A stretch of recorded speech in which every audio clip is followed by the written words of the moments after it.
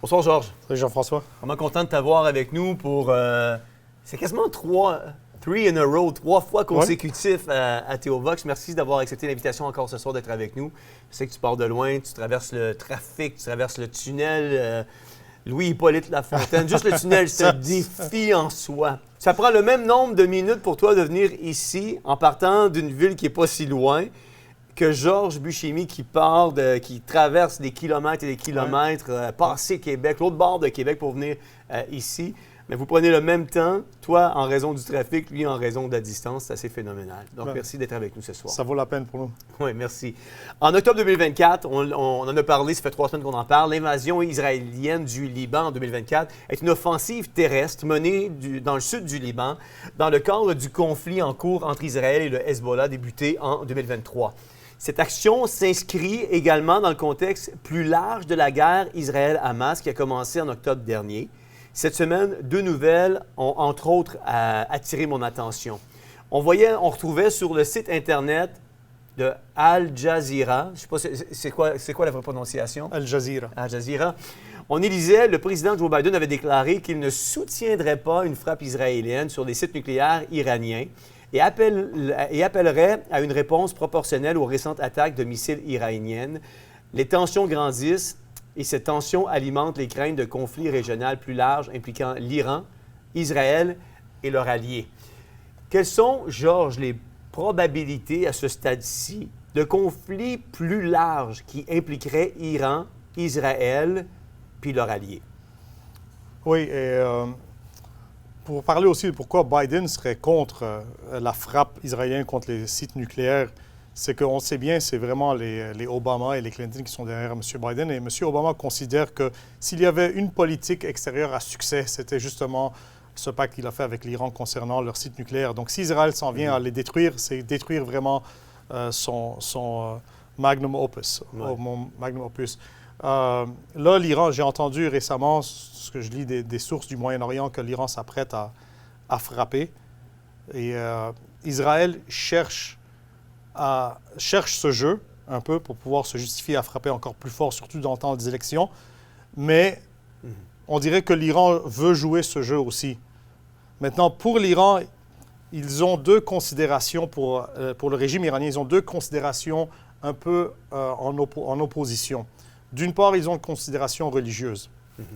C'est un peu bizarre pour nous ici, mais ils croient fortement à cela, que s'ils arrivent à initier une espèce de guerre mondiale contre Israël, contre les Juifs, cela forcerait leur chef religieux, dénommé le Mahdi, le guide, à apparaître et à instaurer la justice dans le monde.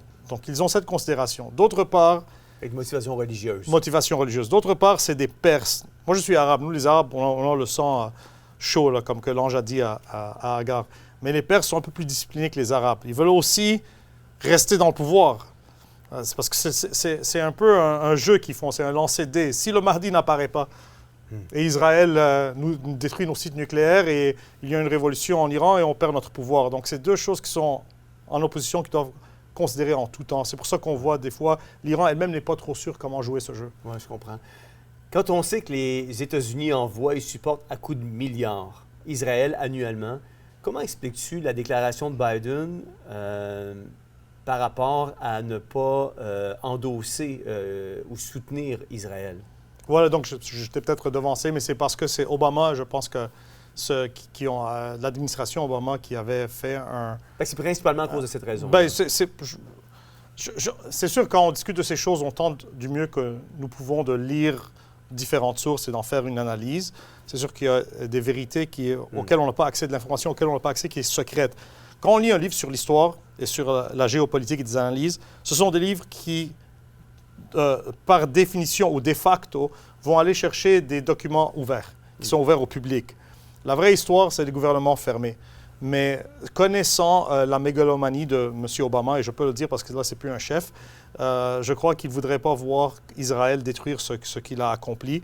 Bien sûr aussi, le Parti démocrate a un bloc musulman à vote qu'ils doivent en tout temps plaire. C'est sûr, on sait qu'il y a une présence juive dans le Parti démocrate, mais ça fait environ 30 ans que les musulmans travaillent fort à contrer ce lobby avec leur propre lobby.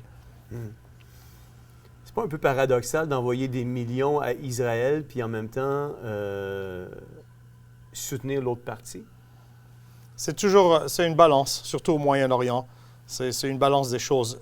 Ceux qui sont en charge, il y a des intérêts de gens derrière les politiciens américains qui cherchent la stabilité du Moyen-Orient, pas pour la bonté de leur cœur, mais parce qu'une stabilité veut dire retour financier et pouvoir.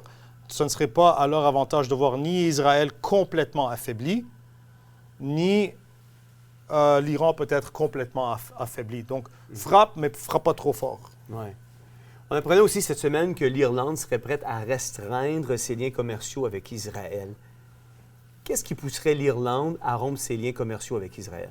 Donc, c'est intéressant avec l'Irlande. Oui, c'est intéressant. Qui soit si anti-Israël, pro-palestinien. Parce que c'est les premiers à entamer ce pas-là en Europe. Oui, et ce n'est même pas clair qu'ils ont le droit de le faire. Ils sont en train de valider l'information s'ils peuvent le faire. Voilà, c'est exact. C'est intéressant parce que l'Irlande a un des taux de population musulmane les moindres en Europe. Je pense que c'est de l'ordre de 2%, quelque chose du genre. Surtout comparé à l'Allemagne et à la France. Donc pourquoi un pays qui a si peu de musulmans serait si pro-Palestine? Une des raisons, ça fait partie de l'histoire de la psychologie du peuple.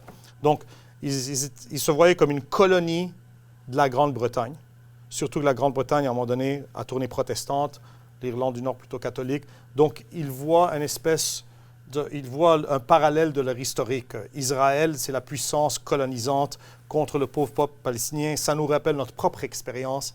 Et là, il y a un lien de compassion qui se tisse donc, avec le peuple palestinien. Et c'est un jeu que les ingénieurs du terme Palestine ont joué avec une dextérité exquise en réencadrant la vision d'Israël. Au lieu que ce soit petit Israël contre des pays musulmans massivement plus grands, là, tu mets le focus sur la petite Palestine avec le grand Israël. Et là, c'est la Palestine qui paraît comme la victime.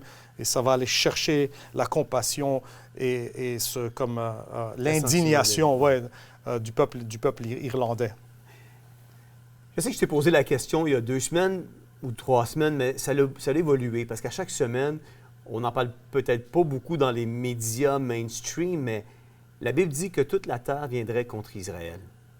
Est-ce qu'on est sur le point de voir l'accomplissement de cette prophétie quand on voit que l'Irlande commence, les États-Unis ne veulent plus nécessairement être dans le jeu non plus? Est-ce qu'on commence à voir l'accomplissement de cette prophétie-là, puis pourquoi? En tout temps, c'est possible.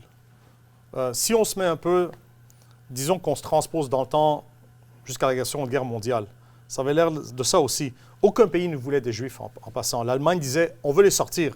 La solution finale de Hitler s'appelait la solution finale Endoslung en allemand, parce que c'est justement « je veux les faire sortir, personne ne les voulait ». D'où solution finale. En tout temps, ce qui se passe, et Paul en parle dans 2 Thessaloniciens, il dit que le mystère de l'iniquité travaillait déjà dans ces jours. Le mystère de l'iniquité, c'est l'apparition de ce chef mondial, global, unificateur des religions et des économies mondiales du monde qui est l'Antéchrist.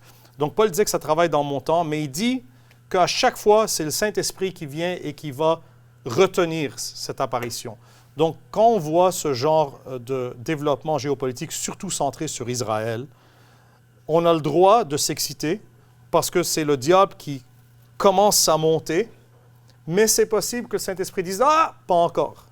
Et à plusieurs reprises à travers l'âge de l'Église, à travers les dernières 2000 ans, je devrais dire, Satan a tenté. Il a tenté avec les empereurs romains, il a tenté avec Mohamed, il a tenté de dominer le monde qui était anti-Israël, avec Isabelle et Ferdinand, avec Napoléon, avec Hitler. Et à chaque fois, peut-être aussi durant la COVID, on voyait un peu de ça.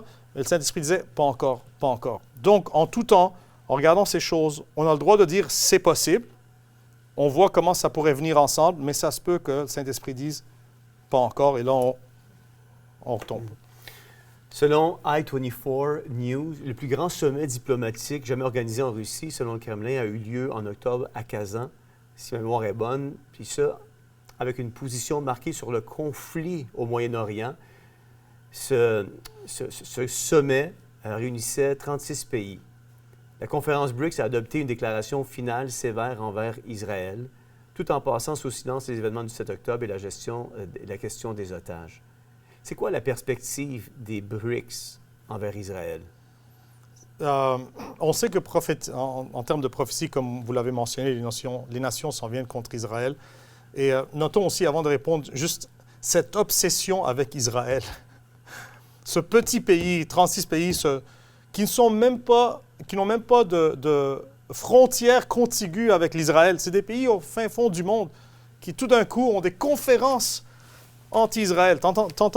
Tu ne vois pas ce genre de rassemblement de nations qui, des fois, saillissent, mais qui se rassemblent, qui sont unifiées par une seule haine. C'est vraiment phénoménal. Ça souligne la vérité de la Bible qu'il y a quelque chose de différent avec Israël. Que tu les haïsses ou que tu les aimes, on s'entend tous, il y a quelque chose de différent avec ce peuple. D'accord? Je vais donner une réponse un peu théologique, parce que je suis là pour ça. D'accord? À un moment donné, Moscou se voyait comme la troisième Rome. Elle s'appelait la troisième Rome. Première Rome en Italie, seconde Rome, Constantinople, qui est dans la Turquie moderne. Et à un moment donné, Moscou allait s'installer comme la troisième Rome. Donc, dans toutes les théologies musulmanes et catholiques, même orthodoxes, et je suis étudiant de Brébeuf en passant, donc j'étais content de parler du nom de Brébeuf ce soir, bien que dans le mauvais contexte. Mais la théologie est la suivante, et c'est la même dans l'islam et dans le catholicisme et l'orthodoxie. C'est que Israël a crucifié son Messie. Donc, nous sommes le nouvel Israël. Nous sommes le remplacement. Nous remplaçons Israël. Et cela faisait du sens aux gens parce que pendant 1870 ans, il n'y avait pas de Juifs dans la terre, il n'y avait pas d'État d'Israël. Vous voyez, en l'an 70, Tite a détruit le temple. Il n'y a plus de Juifs. Ils sont expatriés partout dans le monde. Donc, c'était plus facile de vendre cette théologie de remplacement. Or, depuis la création de l'État Israël en 1948, l'existence de cet État et le retour du peuple à cette terre et du fait qu'il parle hébreu constitue un défi théologique la supposition que nous sommes le remplacement. Parce que là, tu dis, je l'ai remplacé, tout d'un coup, lui, il revient. C'est comme le travailleur qui revient. « Hey, mais je t'ai remplacé, pourquoi tu reviens? » Donc, il y a un arrière-plan théologique à cette haine d'Israël.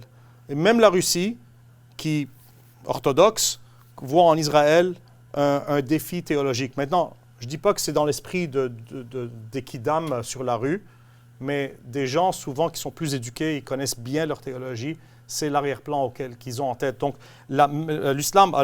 pour l'islam, Israël constitue le même défi théologique. La Mecque a remplacé Jérusalem. Tout comme l'Église catholique dit que Rome a remplacé Jérusalem, pour l'islam, c'est Mecque qui remplace Jérusalem, la Mecque. Mais là, du coup, que Israël revient, mais vous êtes plus supposé être là. Donc, ça constitue un défi théologique. Plusieurs pays dont on parle dans la Bible font partie maintenant du BRICS. Je repose ma question. Quelle pourrait être la réaction et la réponse du BRICS à cette guerre Israël-Liban? Il y a, la Russie, on sait qu'elle apparaît dans Ézéchiel chapitre 38, les côtes du Nord. Si on dessine une ligne directe de Jérusalem, en direct vers le nord, on tombe sur la capitale russe, Moscou. Brésil, arrière-plan catholique. L'Afrique du Sud, c'est un peu comme l'Irlande. Et ils se voient comme nous avons vécu l'apartheid et il y a de l'apartheid en Israël. Donc, il y a ce lien de compassion qui va se lier. Est-ce que ça va être... est-ce que c'est le début d'Armageddon? Parce que c'est ça vraiment la question finalement. C'est possible. C'est le début d'une troisième guerre mondiale. C'est fort possible. C'est fort possible, à moins que le Saint-Esprit dise encore une fois, pas maintenant. Mais tous ces amoncellements de nations contre Israël qu'on revit à chaque fois à travers l'histoire, c'est pas nouveau. C'est comme un dress rehearsal pour le diable. C'est comme une opération on teste. On teste les eaux. On voit combien loin on peut aller avec ça. Donc, c'est très possible, mais on va faire attention de dire que c'est sûr, ça y est, ça va arriver. On ne le sait pas. On ne sait pas. À quoi on peut s'attendre dans les semaines qui viennent par rapport à cette guerre-là, Israël-Liban? On peut regarder ça en 3 phases. Il y a la phase d'ici jusqu'aux élections américaines. On dirait qu'il y a un veto américain contre Israël de ne pas frapper les sites nucléaires. Il y a un veto arabe contre Israël frappe le pétrole de l'Iran parce que l'Iran a menacé qu'elle frapperait le pétrole des Arabes. C'est une des raisons peut-être qu'ils ont juste frappé des missiles. Peut-être que c'était une frappe préparatrice, on ne sait pas, mais c'est à regarder en 3 phases. D'ici jusqu'aux élections, tout le monde regarde si c'est Trump ou Kamala Harris. Ensuite, il y a la phase de l'élection jusqu'au 20 janvier, date à laquelle le président ou la présidente s'empare du pouvoir. Et ensuite, il y a ce qui vient après. Tu sais, le Moyen-Orient est difficile à... Je suis prudent de me prononcer parce que c'est tellement difficile à prédire. À prédire. Des fois, il y a des éléments qui vont surprendre tout le monde. Mais que ça éclate complètement dans un délai court, ça me surprendrait encore. Ça me surprendrait encore. Il y a une chose qui est certaine, c'est qu'avec l'accomplissement de toutes ces prophéties des temps de la fin qui se sont manifestées ou réalisées, il en reste moins qu'il en restait. Oui, bon, absolument. La création de l'État d'Israël, c'est vraiment la grosse étoile. Ça, c'est quelque chose qui... c'est clair. Je donne un parallèle biblique très intéressant, peut-être à ceux qui seraient intéressés d'aller lire le livre d'Esther. On sait que dans la Bible, Israël ayant rejeté son Messie, le Seigneur dit « Je vais donner le royaume de Dieu, le côté spirituel, à une autre nation qui est l'Église. » Donc, la théologie de remplacement est en partie vraie. Nous avons remplacé spirituellement, mais non géopolitiquement, parce qu'à Israël appartenait le rôle de jouer un royaume terrestre aussi. Les Juifs n'ont pas mal compris la nature du royaume, comme qu'on les accuse. Absolument pas. C'est nous qui mal comprenons. Les Juifs ont très bien compris. Ils avaient le droit de s'attendre à un Messie qui allait les libérer de Rome. 100%. Le problème du Juif, c'est qu'il a refusé de se repentir, car la condition primaire était « Repentez-vous, car le royaume du ciel est à main ». Mais ils ont refusé la repentance. C'est parce qu'ils ont refusé la repentance qu'ils ont perdu le royaume. Donc, nous vivons maintenant une phase dans laquelle Israël a été mise de côté, et là, c'est les gentils, les nations qui sont dans l'optique de Dieu. Selon la Bible, les nations vont être mises de côté à leur tour à cause de leur manque de foi chrétienne. Israël a été mise de côté à cause de manque de foi. C'est à notre tour maintenant d'avoir ce manque de foi. Nous le voyons dans notre grand pays, le Québec et le Canada, c'est un manque de foi. La chrétienté s'estompe. L'apostasie. Puis... Absolument. Cela signale du fait que Dieu maintenant va faire de même. Il va se retourner vers Israël. Bien sûr, maintenant, ils ne sont pas croyants, mais cela s'en vient.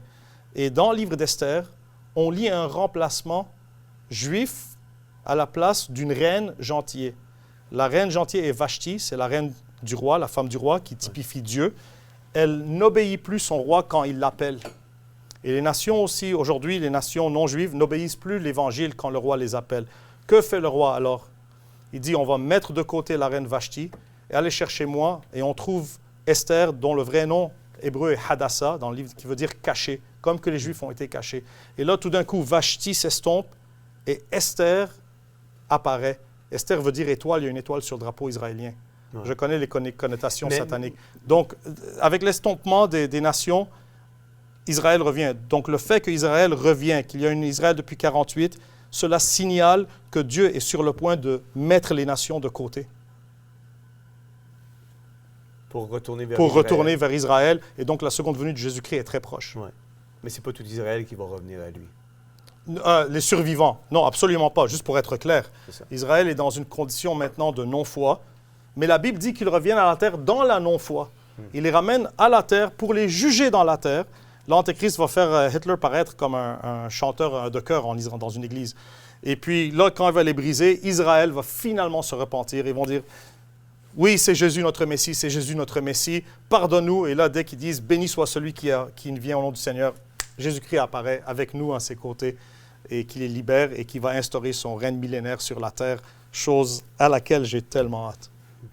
Merci. Merci Georges d'avoir été avec nous. Certainement qu'on pourra suivre le dossier et la réalisation de ces prophéties-là qui semblent se ficeler au fur et à mesure que le temps avance. Merci. Plaisir. Vous savez, à la lumière de ce que nous venons de vous exposer en lien avec l'actualité, Nous pourrions nous demander ce qui justifie ce mal devenu omniprésent dans notre société.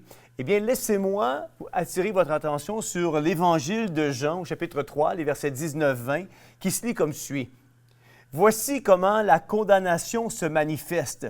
Les gens, aujourd'hui, ne vivent plus la condamnation parce que plus personne ne parle du péché. » Le verset va poursuivre en disant « La lumière est venue dans le monde. » Je désire attirer votre attention sur le fait que Jésus dira lui-même « Je suis la lumière du monde. » Jésus dira donc qu'il est la lumière du monde, mais dans le grec, le mot « lumière » signifie également vérité morale et spirituelle.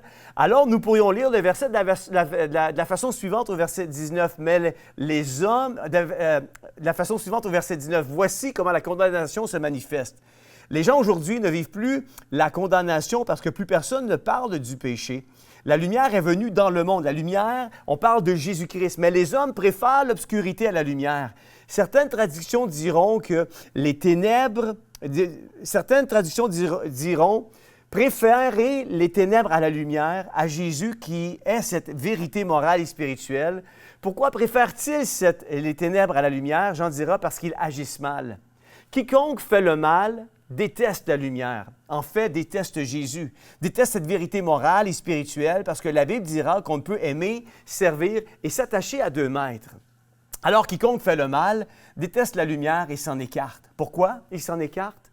Eh bien parce qu'il a peur que ses mauvaises actions apparaissent en plein jour. Parce que la lumière, Jésus, expose les ténèbres et il nous fait prendre conscience de nos mauvaises actions car il est ce baromètre en matière de bien et de mal. Il est en fait lui-même la vérité morale et spirituelle. Le verset 21 dira « Mais celui qui obéit à la vérité, Jésus est la vérité, vient à la lumière, vient à Jésus, afin qu'on voit clairement que ses actions sont accomplies en accord avec Dieu. » Quiconque rejette cette lumière du monde, quiconque rejette Jésus, la vérité, la lumière de ce monde, cette vérité morale et spirituelle, cette référence de ce qu'est le bien, s'expose à vivre ce que l'apôtre Paul déclare en 2 Timothée 3, les versets 1 à 5. Sache que dans les derniers jours, il y aura des temps difficiles car les hommes seront égoïstes, amis de l'argent, fanfarons, hautains, blasphémateurs, rebelles à leurs parents, ingrats, irreligieux, insensibles, déloyaux, calomniateurs, intempérants, cruels, ennemis des gens de bien, traîtres, emportés, enflés d'orgueil, aimant le plaisir plus que Dieu, ayant l'apparence de la piété, mais reniant ce qui en fait la force, éloigne-toi de ces hommes-là. Voilà la conséquence de vivre loin de la lumière. Voilà la conséquence de vivre loin de Jésus, cette vérité morale et spirituelle. En ce faisant, la porte est toute grande ouverte pour une vie où le mal est devenu bien dans une société sans Dieu et le bien est devenu la référence du mal. Ma prière ce soir, c'est que tu puisses en venir toi aussi à te tourner vers cette lumière du monde, cette vérité morale et spirituelle qu'est Jésus-Christ. Lui seul change les vies, transforme les cœurs et pardonne les péchés, peu importe notre passé et ce que nous avons fait. Bonne réflexion et à la semaine prochaine.